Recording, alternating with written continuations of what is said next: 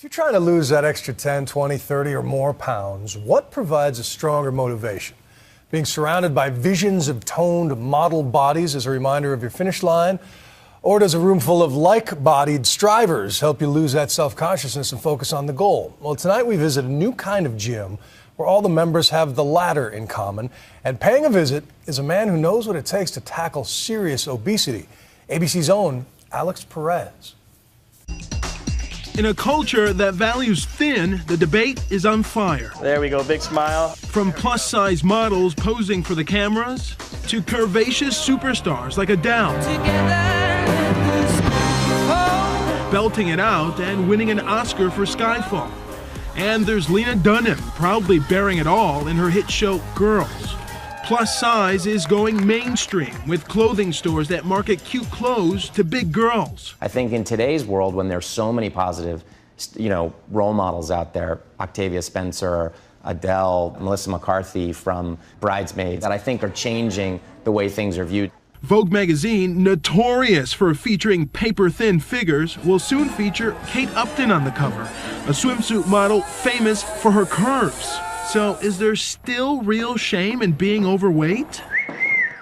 For Chris, Sharon, Lewis, and David, the answer is yes. They are all here at Downsize Fitness. 15 seconds. A Chicago gym where membership is reserved for the overweight only. There's a need for a place that heavy people need to go and concentrate on losing weight. They are all self-described outcasts from the mainstream gym scene. There's not a culture of acceptance in America for overweight people. You can still discriminate based on size. Downsize Fitness is now part of the national argument. Are overweight people still treated differently? Just this week, the CVS pharmacy chain told workers they had to submit information on their weight, body fat, and glucose levels or pay a surcharge, an extra $600 a year for their company's health insurance. Another hot-button issue, overweight airline passengers. Should they have to buy an extra seat? Blogger Kenley Tigeman says she was humiliated by a Southwest Airlines gate agent in 2011. The gate agent came up to me and he asked me how much I weighed. He said that I was too fat to fly, that I would need an additional seat. Sharon has also felt the pain of harsh stares and ridicule. She joined Downsize Fitness last year. Starting weight 376 and still reeling from the sting of a bad experience with a personal trainer at a mainstream gym. I don't know if she was afraid of, training a fat person or what it was. So all I was able to do was sit in the corner and work on the treadmill. It made me feel like a pariah, like I didn't belong there, but yet I was allowed to join. In 6 months at Downsize Fitness, Sharon dropped 20 pounds. The workouts are stressful, they're tiring. We ask people to come 5 times a week. We call people if they don't show up. They only allow membership to those at least 50 pounds overweight. There's some who will argue that you're segregating the obese people. Why do they need to have their own gym? How do you respond to that? Gyms are built for fit people to stay fit. I don't think they're built for fat people to get fit. So in a way we're segregating, but we're segregating for a reason. Her goal weight, 225. Lewis also joined just 6 months ago, starting weight 310 pounds. You got it. He tried to lose weight at one of those other gyms and was a member for 12 years, paying $75 a month. But after only 1 year, he never went back. So for 11 years, you paid for a gym membership and you never went?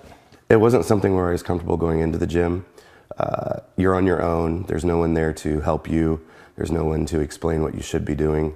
So far, Lewis has dropped 50 pounds. His goal weight, 180.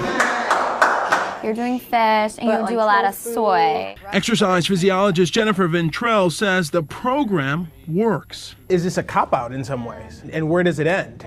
Do you start having grocery stores for big people? Do you start having bigger planes specifically for bigger people? This is about making someone feel comfortable to make the change, to engage in a healthy behavior. It's not, oh, it's okay that you're big, you can stay the way that you are. There you go. Chris is their biggest success story yet. His first day, he weighed nearly 550 pounds. A year later, he's lost a whopping 202 pounds and hopes to get down to 190. Like I said, the fear got the best of me. Chris took me back to his neighborhood and we retraced the half-block long walk that eventually brought him to downsize. I was like this, and I was just trying to hold myself up, and my back was just hurting too much. Now, he's one of the most active members at the gym. Full disclosure, this is a battle I'm all too familiar with. When I was a teenager, I weighed 356 pounds, a size 54 waist. It took me years of dieting and exercising alone before I was able to bring down my weight and live healthier.